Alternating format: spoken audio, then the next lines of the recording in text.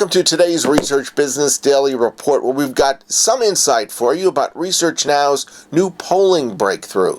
And then Microsoft's new multipurpose do-it-yourself research tool has many opportunities for researchers. Plus, David Harris concludes his survey writing comments for us at RBDR. We're sponsored today and this week by Market Probe, which for over 30 years has ensured for its customers that voice of the customer insights are collected, decoded, and woven into strategic and operational decision-making. And Market Probe is also ready to help you guide and elevate your results through the latest evolutionary step in customer experience management. It's known as customer advocacy, and we'll tell you more about it at the end of today's report. Probably the highest profile ongoing black eye for research has come in the polling arena. And this year, for instance, the UK had a standout embarrassment in that realm. But now, Research Now has debuted a groundbreaking sample. It's 600,000 individuals strong. It's for the US market. And for pollsters in the US, it's no exaggeration to be seen as a long jump improvement over all other available sample.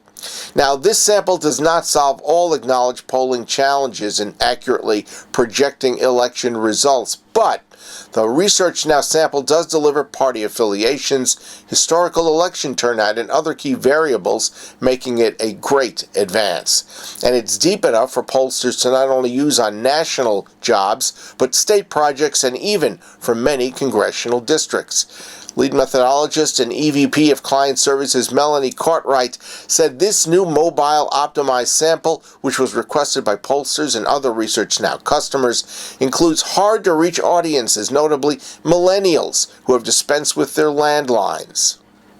Next, Microsoft introduced Bing Pulse for Market Research last week.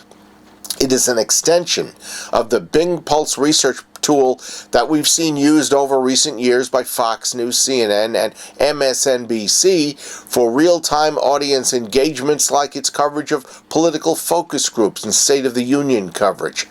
But it's also noteworthy that the development of Pulse for Market Research was led by Chief Strategist Mark Penn at Microsoft, a longtime market researcher.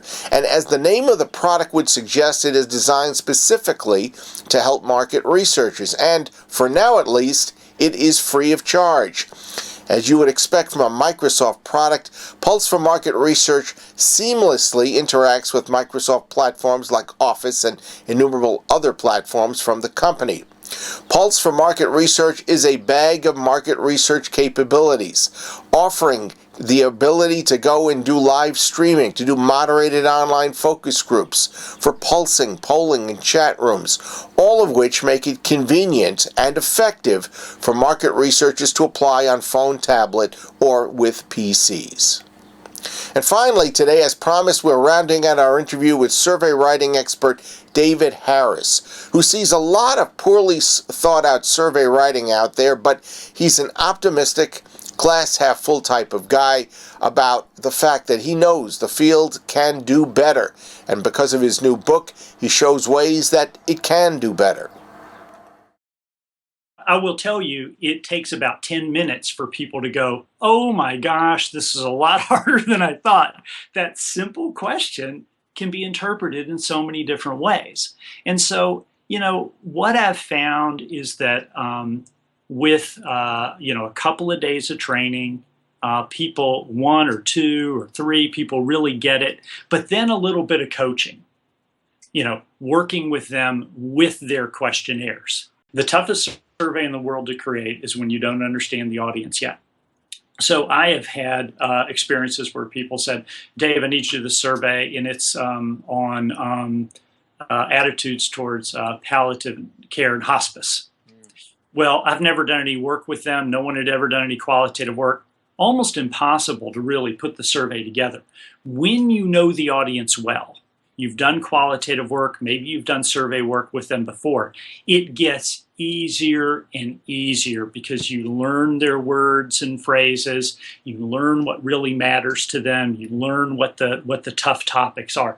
I would say that as an industry, we could easily cut the length of our surveys by 30 to 50%. And I will tell you that will save us, oh my gosh, easily 20, 30, 40% off the cost of the survey work. And we've gotten in the mode of just putting in every single question that we think, and that's how those end up getting so long. There's another theme there, because the book actually starts off with planning research to support decisions, and I call it, for lack of a better term, research efficiency, and that's mapping out the key decisions. And so then, you're using your survey to support particular decisions and not trying to just jam everything in there. That's where I've had so many successes where, I've gotten the draft that's been emailed around for the past 4 weeks, right? It's emailed up to California, up to New Jersey. It has tons of edits in it. But when I'm able to go down, talk with people and actually sit down and talk about what are you guys going to do? What information do you need? Let me rewrite this thing for you.